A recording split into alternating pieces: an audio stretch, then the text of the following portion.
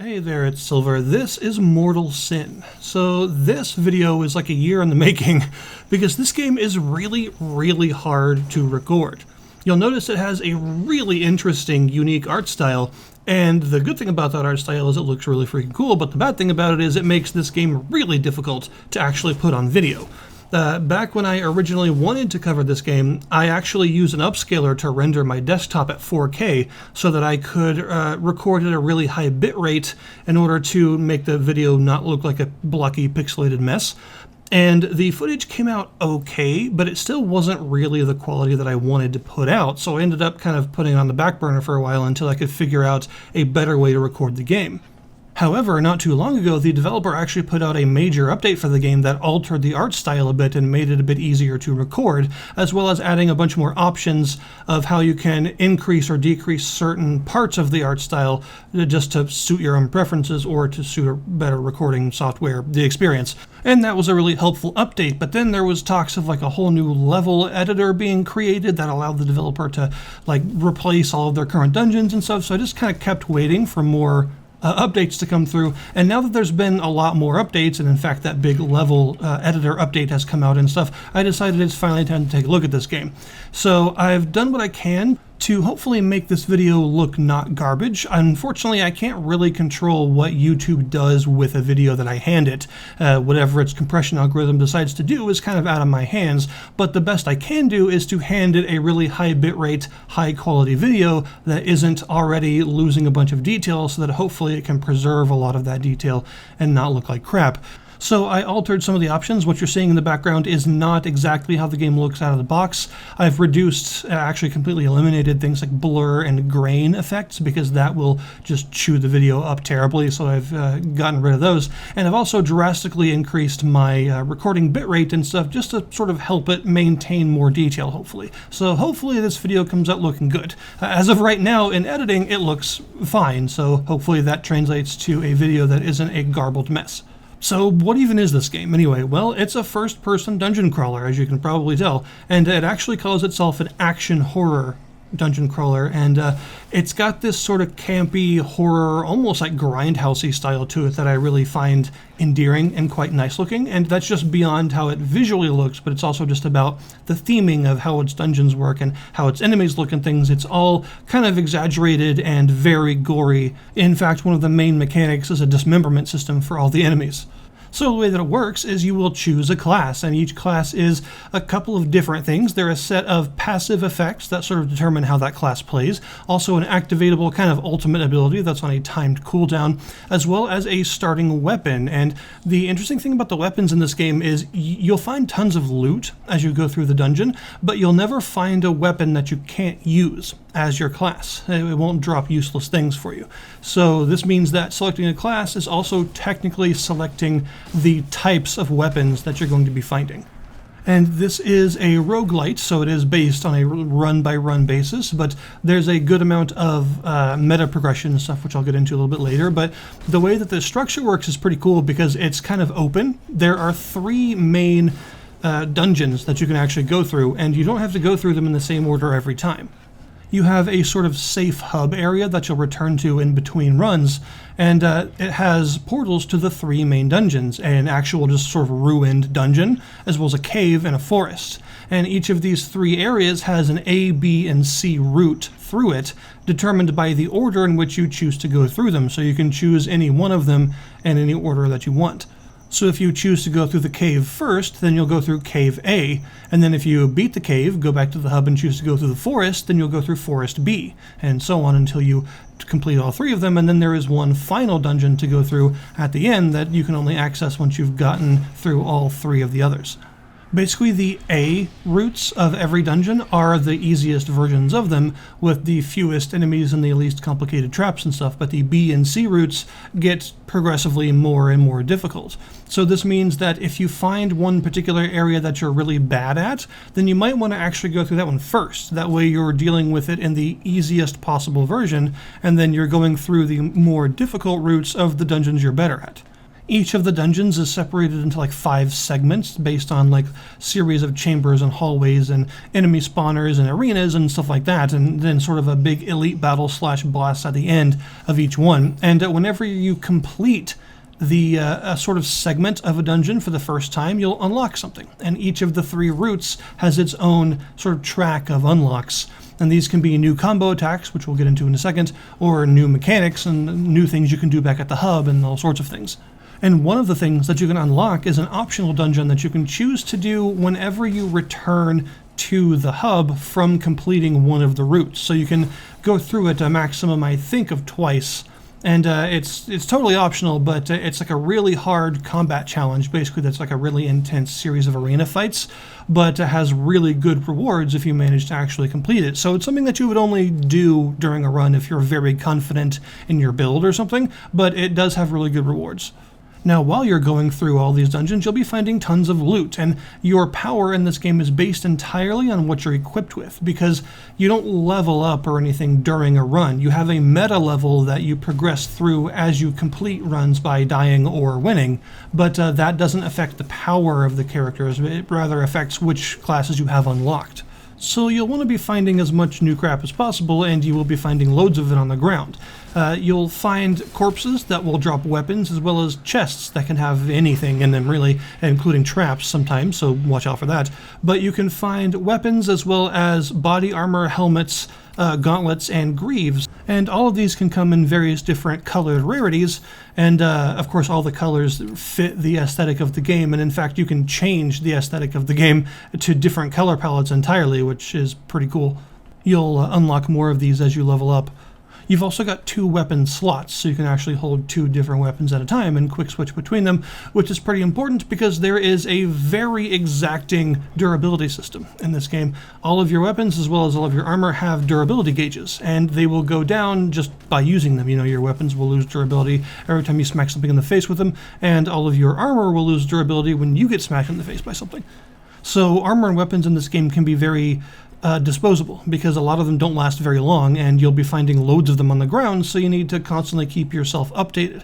However, you can find some really powerful stuff with really good stats and all kinds of unique passive effects, like the ability to throw fireballs whenever you kick, or the ability to shoot out blades whenever you swing it and stuff like that. So you can find some really powerful stuff, which is why you have those potions. So you've got 2 different types of potions, a health potion and a wizard potion. The health potion is the red one, obviously. It heals you for about 1/3 of your health-ish per swig, so it's a useful heal. And your wizard potion will repair the durability on everything you currently have equipped by a good amount. So it's really valuable to have once you find some gear that you would rather not break. As you're killing enemies and opening chests and stuff, you'll find these 3 different colors of essences that you'll just gather by standing near them. The gold one is actually gold, it's money.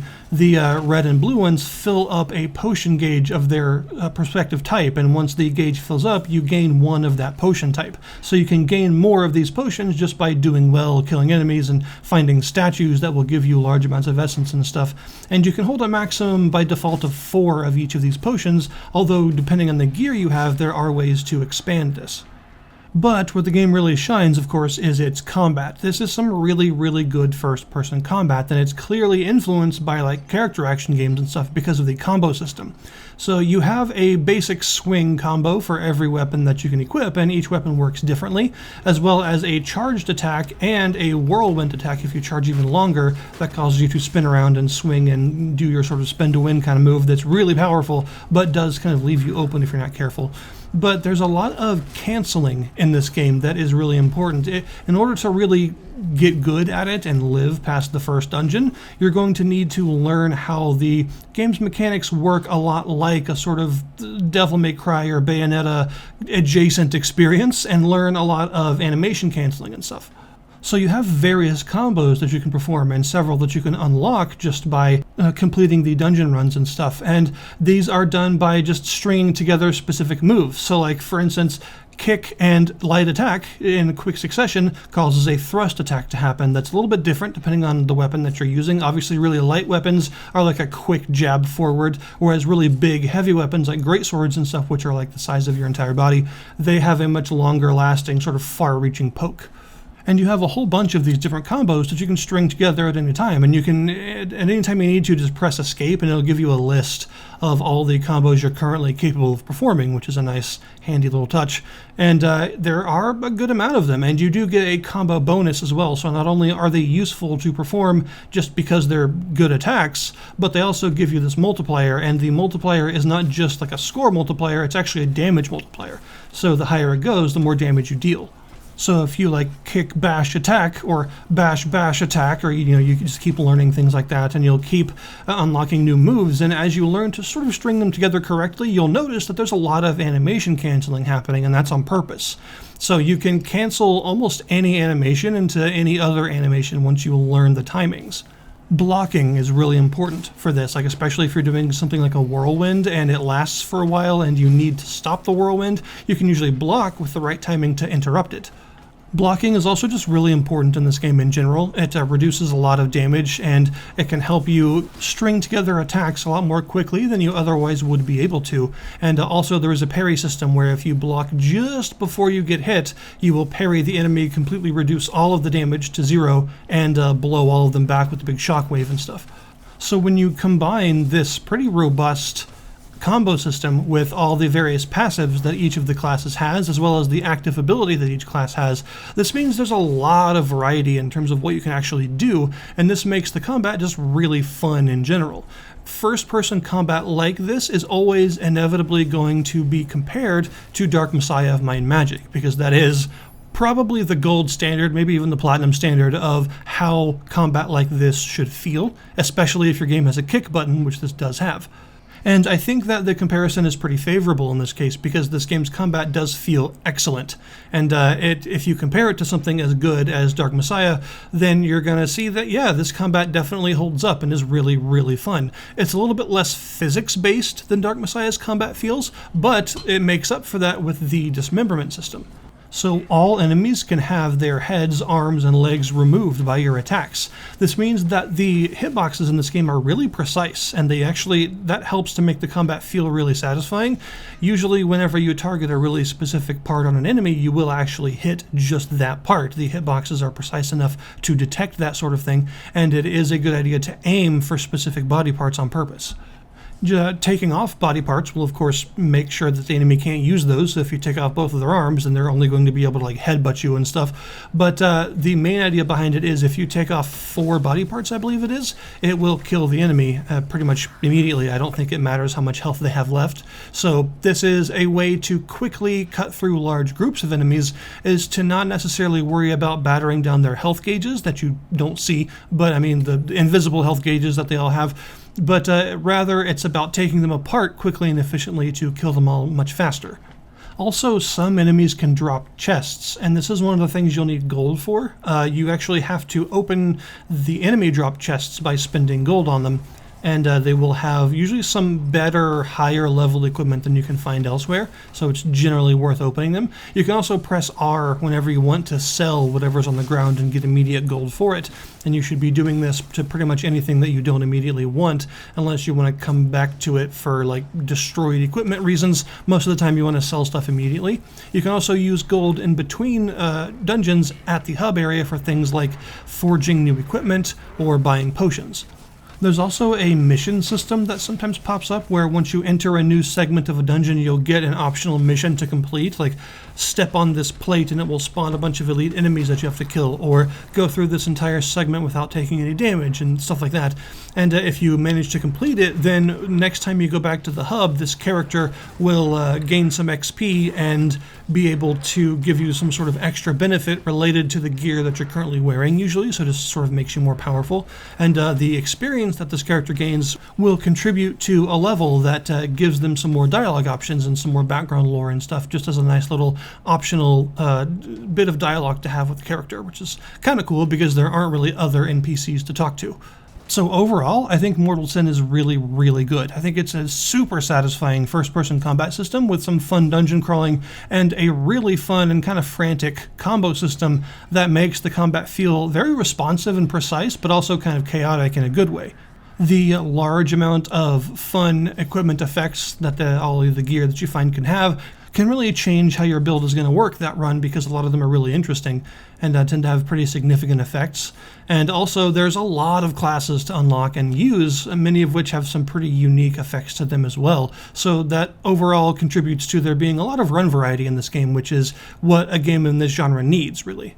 And then there's, of course, how the game looks, which is impossible not to notice. It is a fantastic looking game with a really interesting art style that I don't know exactly what to call. I'm not sure what the word for this art style is, if there even is one, but it looks awesome, and it's very customizable, both in terms of different color palettes to make things look a bit different, which is a nice touch, but also effects like grain, blur, contrast, saturation. All of these things can be altered, either because you're like me and need to record the game, or because it just maybe it hurts your eyes and you want to change exactly how it looks just to make it a little bit more palatable for you. So there's a lot of different ways to mess around with it, which I respect a lot, because I'm sure a lot of that took a long time for the developer to create such a robust set of options for such a unique art style.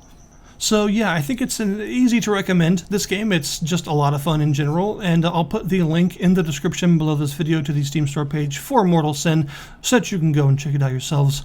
Thank you guys very much for watching, and I'll see you next time.